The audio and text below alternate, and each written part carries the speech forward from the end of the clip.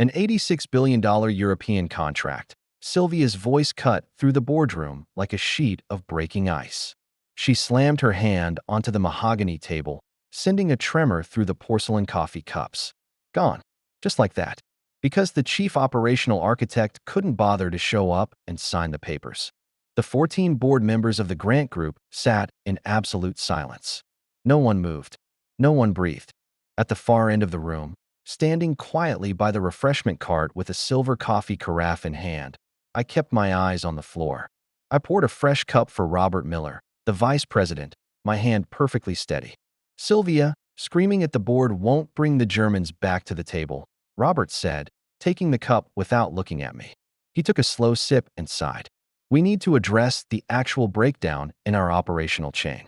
The breakdown is sitting right there, Sylvia snapped, pointing a manicured finger at the empty chair to her right, the chair that had had my nameplate on it for 7 years. Nicholas was supposed to be on that flight to Frankfurt 2 days ago. He had the final compliance metrics. Where is he? Robert set his cup down, the clink of porcelain echoing in the dead quiet of the room. He looked directly at Sylvia, his expression a mix of pity and exhaustion. Sylvia, Nicholas hasn't been with the company for 2 weeks.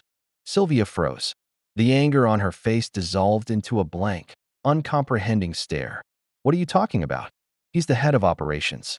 He doesn't just not work here. He was terminated, Robert said flatly, 14 days ago, by your executive assistant. A collective murmur rippled through the board members. Sylvia's head snapped toward the corner of the room, her eyes widening as they finally landed on me, standing there in a plain white shirt, holding a coffee pot. My mind slipped back to that rainy Tuesday afternoon 2 weeks ago.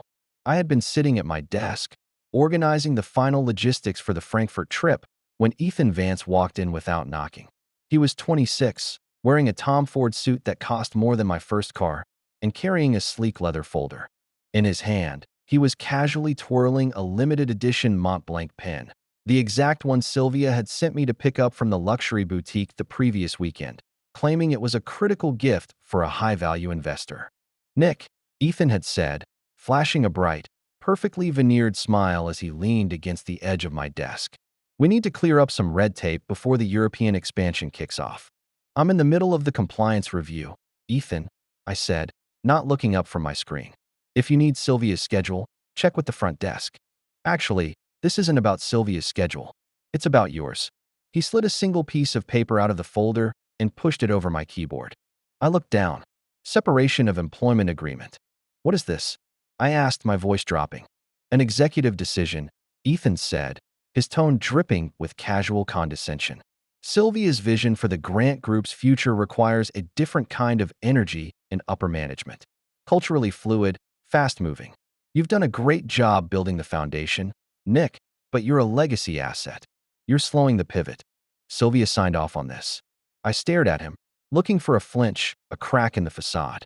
Sylvia is currently in a closed-door meeting with the hedge fund guys from New York, trying to secure our next round of funding, Ethan replied, tapping the Mont-Blanc pen against his palm. She doesn't have time to hold your hand through this. The paperwork bears her digital authorization.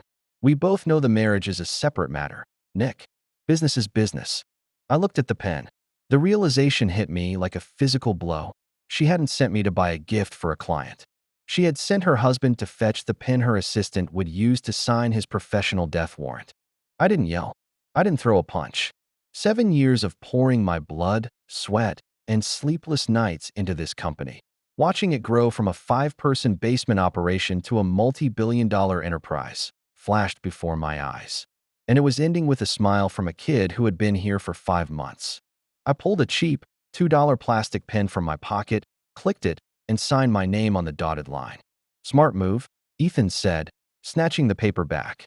You have until 5 to clear out your personal items. Security will handle your access badge. I packed my life into a single canvas tote bag. A couple of reference books, a frame drawing my 6-year-old daughter Lily had made of a clumsy-looking robot, and a small, half-withered bamboo plant from my windowsill.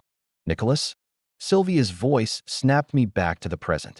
The boardroom was staring at me. She had stood up from her leather chair, her hands gripping the edge of the table so tightly her knuckles were white. What is the meaning of this? She demanded, her voice shaking as she walked toward me. Why are you wearing that? Why are you serving coffee? The agency called me yesterday morning, Sylvia, I said, setting the silver carafe down on the cart with a soft click. My voice was calm, completely devoid of the panic that was currently tightening around her throat. They needed an extra hand for the executive floor catering today. The pay is $22 an hour. Since I'm currently between jobs, I took the shift. You signed the separation agreement? She whispered, staring at me as if seeing me for the first time in years. Ethan told me you requested a sabbatical. He said you were burnt out from the expansion stress and needed time at home with Lily. Ethan gave me a termination contract with your authorization code on it, I said, looking her dead in the eye. I signed it, just like I signed every piece of operational data that built the infrastructure of this room. Robert Miller cleared his throat, breaking the suffocating tension. Sylvia, if our chief operating officer was fired without board notification and his absence directly caused the collapse of the European merger, we have a massive governance crisis on our hands. We need to call an emergency session. Now, Sylvia didn't look at Robert. She was still staring at me, her chest rising and falling rapidly. Nicholas, come to my office. Right now. I unclipped the paper catering badge from my shirt pocket and laid it neatly on the refreshment cart. My shift ends in 10 minutes. Sylvia, I said quietly, picking up my canvas bag from beneath the utility table. And honestly, I don't think your assistant approved me for overtime. Turning my back on the room, I walked out the heavy glass doors, leaving the silence of the boardroom to collapse into chaos behind me. The first time I saw Ethan Vance, he was already occupying a space that didn't belong to him. It was 5 months before the boardroom collapse. I had walked into Sylvia's office on a Tuesday morning to hand-deliver the quarterly logistics report. I didn't knock. We were married, and for the last 7 years, her office had been a shared space of frantic strategy and late-night takeout. I pushed the door open and stopped. Ethan was sitting on the edge of Sylvia's mahogany desk, his posture relaxed, almost intimate. He was wearing a slate gray custom suit that perfectly complemented the undertones of Sylvia's tailored blazer. In his hand, he held a white porcelain cup with a delicate gold rim. The cup Sylvia had bought during our honeymoon in Amalfi, the one she strictly forbade anyone else from using. Sylvia was laughing. It was a light, unburdened sound I hadn't heard at home in over 2 years. "Oh, Nick," Sylvia said, her smile instantly fading into a professional mask as she noticed me. "This is Ethan Vance, the new executive assistant I told you about." Ethan slid off the desk smoothly, extending a hand. His grip was firm, practiced. "An honor, Nick. Sylvia talks about your operational foundation all the time. I'm just here to help optimize the workflow." "The logistics report is done," I said, ignoring his hand and placing the folder directly in front of Sylvia.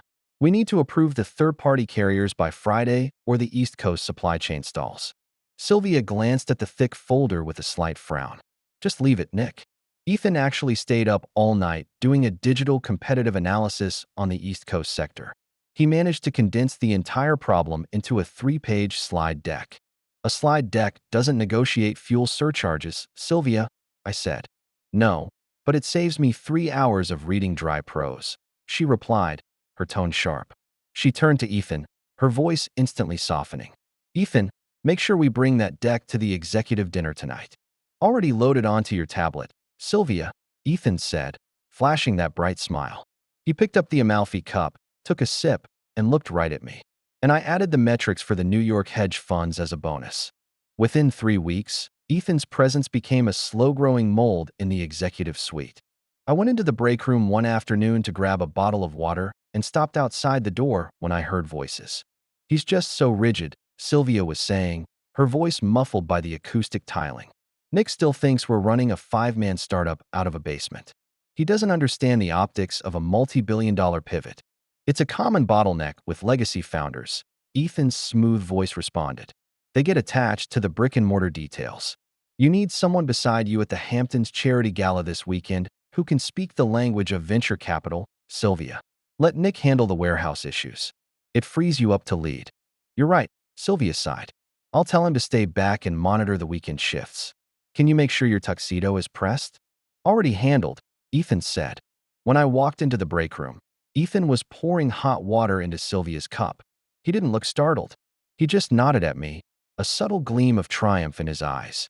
Sylvia looked up, her expression tightening into defensive coldness. Nick, about the Hamptons Gala. I heard, I said, grabbing my water. Enjoy the wine. The transition was subtle at first. Ethan's cubicle was dismantled, replaced by a sleek glass office right next to Sylvia's. He stopped carrying her files and started leading her meetings. By the second month, the corporate culture had shifted.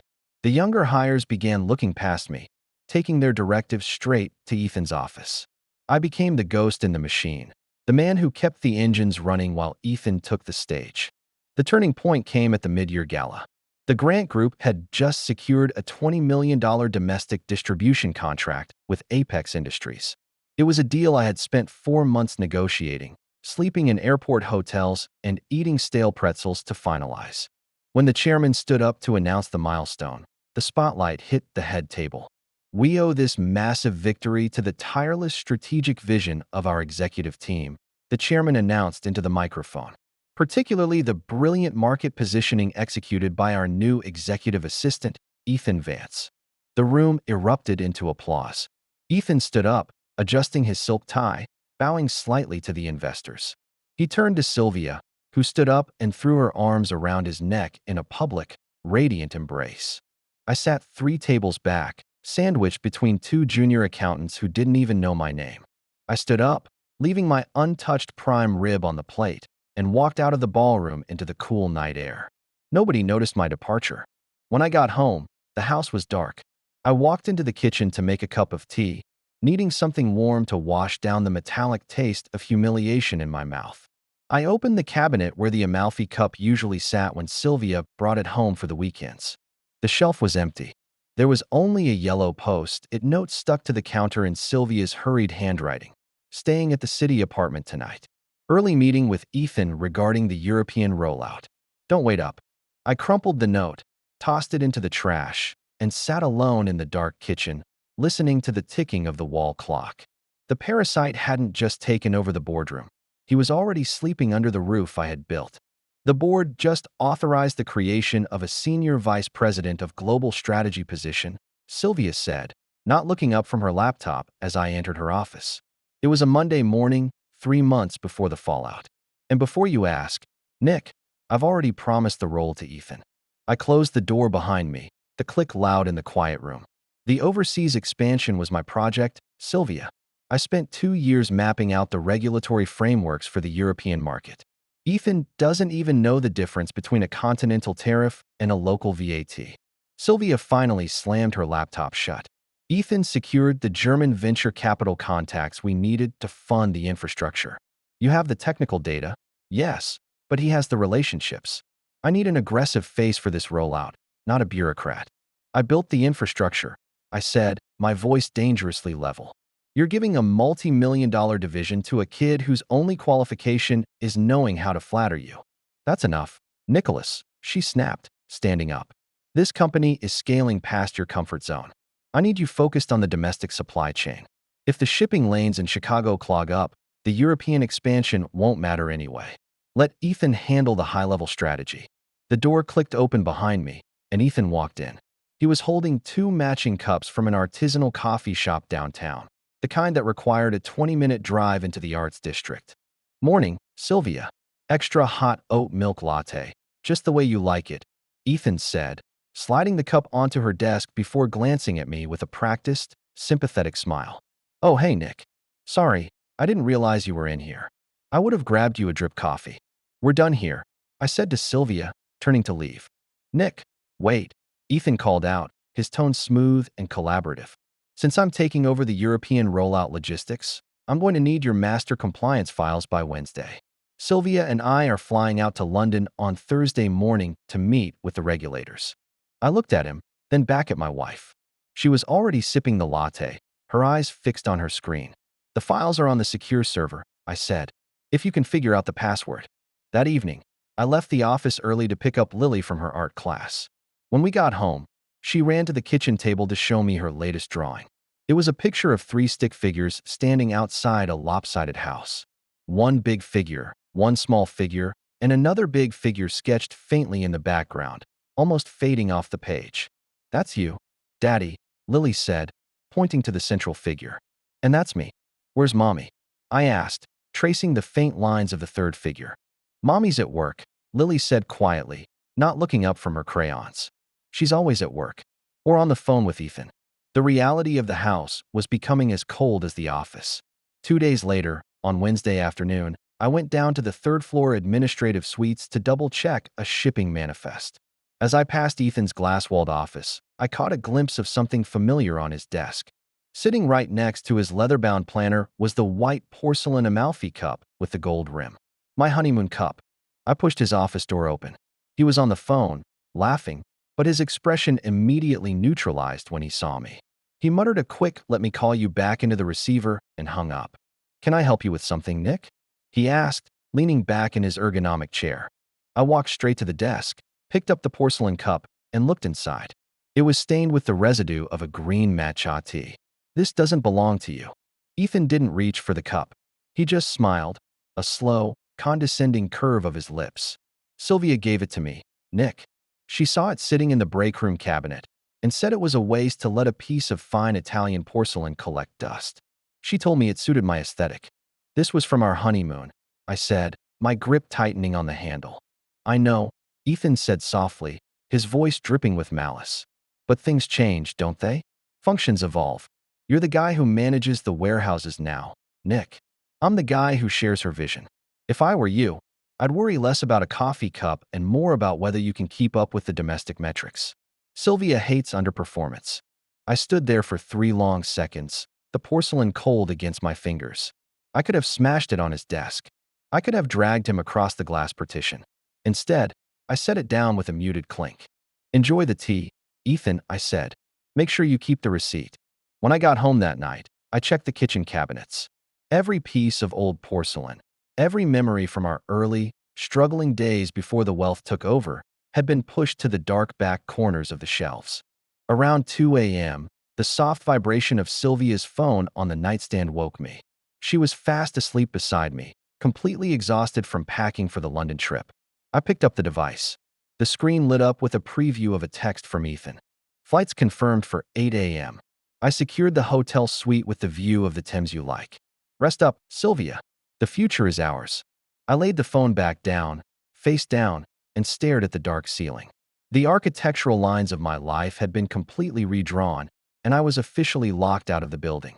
The executive floor was unnaturally quiet while Sylvia and Ethan were in London, but the corporate ecosystem didn't stop moving. It just got meaner. "Nick, do you have a second?" Robert Miller slammed a thick manila folder onto my desk on a Thursday afternoon. He didn't sit down. "Take a look at the revised international travel ledger. I need an explanation." I opened the folder. The numbers were staggering. An extra $45,000 allocated to the London Executive Suite. I approved a standard business tier for this trip. "Sylvia overrode your authorization from Heathrow," Robert said, his voice dropping as he leaned closer. "She claimed Ethan required a conducive environment for high-level negotiation. Meanwhile, accounting just flagged your request to replace the inventory tracking servers in the Midwest hub. Denied due to budget constraints. The Midwest servers are on their last legs, Robert. If they go down, the whole domestic line freezes." Robert gave a cynical, tired laugh. "Tell that to the CEO. Right now, she's too busy listening to her shadow." My phone buzzed on the desk between us. It was an internal notification from the corporate expense app. Amex charge approved. London Premium Chauffeured Services. For $1,200. Authorized by S. Grant. "It's getting sloppy, Nick," Robert said quietly, looking toward the door before looking back at me. "The whole floor is talking. You're the COO, but your assistant is the one signing off on 6-figure reallocations over transatlantic calls. You need to rein her in." "I manage operations, Robert. I don't manage Sylvia's personal expenses," I said, closing the folder and handing it back. "If they're coming out of our operational runway, they are your business," he said, snatching the folder and walking out. That weekend, I took Lily to my mother-in-law Eleanor's house in Connecticut. Eleanor was 72, a sharp-witted woman who had watched her late husband build a textile empire from scratch. She knew corporate sharks when she saw them. While Lily was outside playing with the golden retriever, Eleanor poured 2 glasses of iced tea in the kitchen. "Sylvia called me from London," Eleanor said, handing me a glass. She sounded different, Nicholas. Scattered. High on adrenaline, but empty. She's trying to close the European market, I said, staring into my glass. It's a lot of pressure. Don't give me the PR script. Nick, Eleanor interrupted, her eyes piercing right through me. She didn't talk about the market. She spent 20 minutes telling me about this young man, Ethan. How vibrant his strategy is, how he saves her from the mundane details of the business. She's losing her footing. It's just business, Eleanor. It's never just business when a young man with expensive teeth starts insulating a CEO from her own husband, Eleanor said flatly. He's cutting away your support lines, Nicholas. I've seen this play before in the 80s. They flatter the ego until the person at the top can't see reality. You need to start looking out for yourself. Build a wall around your own assets. Protect Lily. I didn't answer. The weight of her words sat heavy in the room until Lily came running inside with a handful of wild dandelions. We drove back to the city late Sunday night. I carried a sleeping Lily up to her bedroom, tucked her in, and went down to my home office to catch up on the backlog of domestic shipping manifests. At 1:15 a.m., my personal cell phone, not my encrypted corporate device, buzzed on the desk. It was an incoming text from a blocked, unlisted number. I picked it up. Nick, the message read, Ethan's European capital introductions are a scam. He's cooking the compliance metrics to make the German VC firm look like a done deal, but he's routing the administrative fees through an offshore shell company. Check your personal secure email. I sent the raw data tables. Don't use the company network. Don't trust anyone on the 32nd floor. My heart hammered against my ribs. I immediately opened my personal laptop, bypassing the Grant Group VPN, and logged into my old encrypted Proton Mail account. There was a single unread message with a heavy PDF attachment labeled project_legacy_discrepancies.pdf. I opened it. Page after page of financial ledgers, wire transfers, and internal memos from a shell corporation registered in the Cayman Islands under the name Vance Global Holdings. I stared at the screen, the blue light reflecting in the dark room. The trap was set, but it wasn't just designed to catch me. Ethan was putting a noose around the entire company, and Sylvia was holding the stool. The air in the executive conference room was thick with the hum of the video link speaker. Ethan's voice bounced off the walls, broadcasting all the way from a luxury hotel suite in London. The European regulatory team is moving fast, Sylvia, Ethan said, his face crisp and smiling on the high-definition monitor. But my team over here is running on fumes. We need extra eyes on the compliance audits. I think we should pull Nick off his current project to handle our back-end verification. I leaned forward, looking past the monitor straight at Sylvia, who sat at the head of the table. My current project is the fourth quarter domestic market planning, Sylvia. I've spent 3 months locking in the logistics. If I drop it now, the Midwest distribution chain will completely stall by November. Sylvia didn't blink. She was staring at her tablet, her fingers flicking through a document Ethan had emailed her. Ethan's team is securing an $86 billion expansion, Nicholas. Your domestic report can wait. Let a junior analyst wrap up the shipping schedules. A junior analyst doesn't have the relationships with the freight unions, I said, my voice hardening. You're throwing away guaranteed domestic stability for an overseas projection that hasn't even cleared the first round of audits. That's enough, Sylvia said, cutting me off with a sharp wave of her hand. We need to support the growth sector. Ethan, I'll have Nicholas transfer his administrative access to your assistant by the end of the day. Nick, don't make the younger staff feel like senior management isn't willing to cooperate. Understood, I said quietly. I left the office at 4 to pick up Lily from school. Sitting in the parking lot, watching her run toward the car with her backpack bouncing, the knot in my chest finally began to loosen. The company was a sinking ship, and they were actively throwing me off the life raft. It was almost a relief. When I arrived at the office on Wednesday morning, my keycard didn't beep at the executive turnstile. The light flashed a stubborn, solid red. Is there an issue with the system, Brenda? I asked the receptionist. Brenda looked up, her face turning a bright, nervous red. She wouldn't look me in the eye. Oh, Mr. Grant. Ethan's office called down this morning. They said there was a security re-indexing for the upper floors. You'll need an escort to go up to 32. I see, I said. When I finally reached my office, escorted by a 20-something security guard who looked terrified to be there, I found my desk already cleared. My books and Lily's drawing of the robot were packed into a single canvas tote bag. The small, half-withered bamboo plant from my windowsill had been tossed into the recycling bin. In its place on the floor stood a massive, expensive vase of purple orchids. Sitting on top of my closed laptop was a single sheet of paper. It was a formal termination notice, stamped with Sylvia's digital authorization code. I picked up the canvas tote bag and walked down to the basement parking garage. Before I could reach my car, a shadow moved from behind a concrete pillar. It was Frank Reynolds, the financial director. "Nick," Frank called out in a harsh whisper, stepping into the dim fluorescent light. "Hold up, Frank. What are you doing down here?" "Avoiding the cameras on 32, Frank said, pulling an encrypted flash drive from his pocket and forcing it into my hand. "Ethan's been cooking the books on the European travel and administrative accounts. He's funneled over $30 million into a shell company called Vance Global Holdings." I flagged it, and Sylvia threatened to fire me on the spot. "She's completely blind, Nick."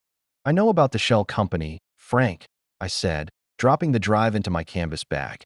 "I have the banking routing numbers." "Then use them," Frank urged, his voice trembling with anger. "Don't just walk away and let this kid burn down everything we built.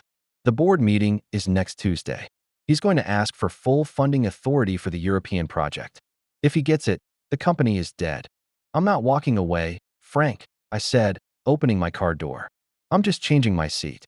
I drove straight to Eleanor's house in Connecticut. When I walked through the door carrying my canvas bag, she took one look at my face, then at the box of personal items, and set her teacup down with a heavy clatter. "She actually did it, didn't she?" Eleanor asked, her voice tight with a grandmother's rage. "She signed the papers, Eleanor. I'm officially out." Eleanor walked over, placing a firm, wrinkled hand on my shoulder. "Good. Let her see what the company looks like without its foundation. But Nicholas, if you're going to take that boy down, you do it completely. You don't leave a single piece of him standing. If you need resources, if you need legal backing, my husband's estate lawyers are yours. If it comes down to a choice, I am standing with you, not my daughter." "Thanks, Eleanor," I said, looking out the window at Lily playing in the yard. "Tell the lawyers to get their suits pressed. Tuesday morning is going to be a very long day." The temperature inside the 32nd floor boardroom felt below freezing. Ethan was standing at the head of the table, smoothly clicking through a PowerPoint presentation on the massive wall monitor.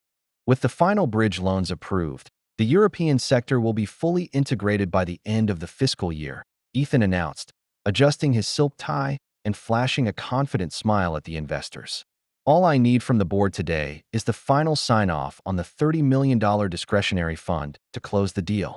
Sylvia leaned back, looking satisfied. "Let's get the vote over with. Robert, you have the authorization papers?" Before Robert could answer, the heavy glass doors rattled. I pushed them open and walked straight in. I wasn't wearing a caterer's uniform this time. I wore a sharp charcoal suit, and in my hand, I carried a thick, yellow manila envelope. The entire room went dead silent. Ethan froze, his clicker midair. "Nicholas?" Sylvia stood up, her face instantly tightening. "What are you doing here? Security explicitly revoked your clearance. Leave before I have you escorted out."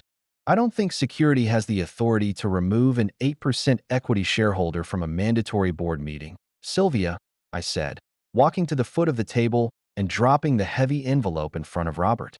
Ethan quickly recovered his smile, though his eyes darted nervously toward the envelope. "Nick, I know you're bitter about the termination, but interrupting a multi-billion-dollar vote with a personal grievance is a low blow. We're doing real business here." "So am I, Ethan," I said, leaning my hands on the back of an empty chair. "Robert, open the top document." Robert tore open the envelope. The first thing he pulled out was a legal brief bearing a bright red corporate seal. "What is this?" Robert asked, squinting at the text. "It's a corporate fraud filing from Jaha Real Estate." Ethan's face drained of color so fast, it looked ghostly. "For years ago, Ethan Vance was known as Ethan Montgomery," I said, my voice echoing off the glass walls. "He was fired from Jaha Real Estate for embezzling $470,000 from their commercial leasing fund. He legally changed his name, falsified his background checks, and used a burner agency to forge his employment references for this company. This is a lie. It's a fabrication," Ethan shouted, his smooth voice cracking into a high pitch as he looked at Sylvia. Sylvia, he's insane. He's trying to ruin me because you chose my strategy over his. Sylvia looked between Ethan and the documents Robert was already passing around the table. Nicholas, what is the meaning of this? Look at the second document. Sylvia, I said flatly. That's the forensic audit Frank Reynolds and I ran over the weekend. That $30 million discretionary fund Ethan just asked for? It's already been routed through a shell company called Vance Global Holdings. The destination account is registered in the Cayman Islands under his deceased mother's maiden name. No, that's impossible, Sylvia whispered, her hands beginning to shake as she grabbed the wire transfer receipts from Robert. Ethan handles all the verification. Ethan handles the manipulation, I corrected her. He didn't secure the German VC firm. He paid a shell broker a $200,000 kickback out of our corporate account to fake the letters of intent. Ethan made a sudden break for the side door, but the handle didn't turn. The heavy glass doors of the boardroom swung open, and three men in dark suits with federal badges clipped to their belts stepped into the room. Ethan Vance, the lead investigator asked, walking straight toward the head of the table. I'm Special Agent Miller with the FBI's Economic Crimes Unit. We have a federal warrant for your arrest regarding wire fraud, identity theft, and corporate embezzlement. Ethan looked around the room, his eyes wild and desperate, but every single board member looked away. Two agents grabbed his arms, clicking handcuffs around his wrists. As they dragged him past my chair, his knees buckled, his expensive leather shoes scraping pathetic marks across the polished floor.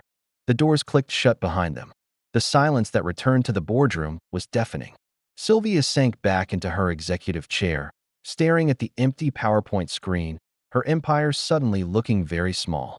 The silence in the boardroom stretched until Lillian, the head of our corporate legal team, marched into the room with a stack of freshly printed financial ledgers. She didn't look at Sylvia. She walked straight to Robert Miller and handed him the top sheet. We just finished tracking the domestic collateral accounts, Lillian said, her voice tight and professional. It's worse than we thought. Ethan didn't just route the corporate discretionary fund. He managed to gain access to the secondary family trust. Sylvia looked up, her face completely pale, her eyes bloodshot. The family trust? That's Lily's college and emergency fund. I'm the only one with the biometric signature for that account. He had you sign an omnibus administrative waiver 3 weeks ago. Sylvia, I said, leaning over the table. You told me you were too busy to read the dry prose, remember? You signed it with that limited edition Mont-Blanc pen. Sylvia grabbed the ledger from Robert's hand. Her eyes scanned the numbers, and she froze. $12 million. He took $12 million from my daughter's account. A choked sob broke from her throat. She dropped the papers, covering her face with her hands, her shoulders shaking violently as 7 years of corporate arrogance collapsed into raw panic. Nicholas. Oh my God, Nicholas. What have I done?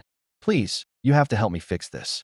We can restructure the assets. We can go to the regulators together. There is no together, Sylvia, I said quietly, picking up my yellow manila envelope. I'm not your chief operating officer anymore. And after the divorce papers hit your desk tomorrow morning, I won't be your husband either. Nick, please. She stood up, knocking her leather chair backward as she rushed toward me at the end of the table. She grabbed my sleeve, her manicured nails digging into the fabric of my charcoal suit. I was blind. He manipulated me. He targeted my stress. We built this company from a basement, Nick. You can't just walk away and let it burn. Think about Lily. I am thinking about Lily, I said, gently but firmly removing her hand from my arm. That's why her grandmother and I already secured her personal safety and a separate trust fund through Eleanor's estate lawyers over the weekend. Ethan can't touch a dime of that. You went to my mother? Sylvia whispered, stepping back as if she'd been struck. Eleanor knows a parasite when she sees one, Sylvia. She chose her granddaughter over your ego. I looked at her one last time, at the designer blazer, the expensive watch, the hollow corporate shell she had become. I don't hate you, Sylvia, because hating you would require me to care, and honestly, you don't deserve the emotional energy anymore. I turned my back on the weeping CEO and the stunned board of directors, walking out of the glass doors without looking back. 3 months later, the fallout had settled. Ethan Vance pled guilty to multiple federal counts of wire fraud and grand larceny. He was currently serving a 7-year sentence in a federal penitentiary in Pennsylvania. The Grant Group survived, but barely.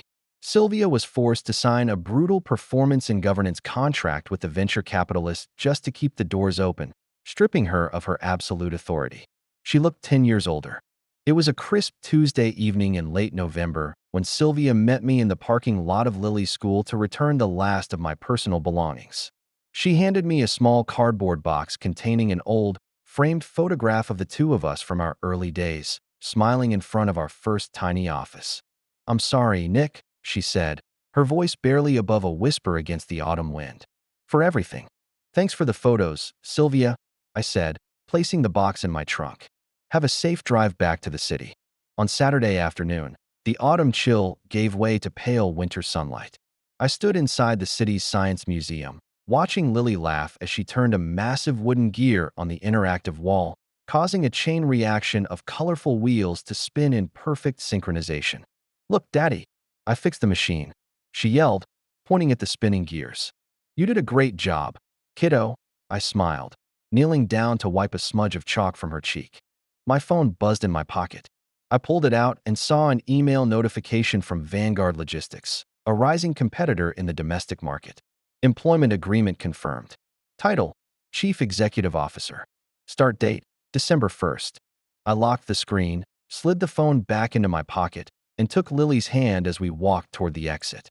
The old machinery of my life was completely broken, but as the first winter snowflakes began to drift outside the glass windows, I knew the new foundation was perfectly solid.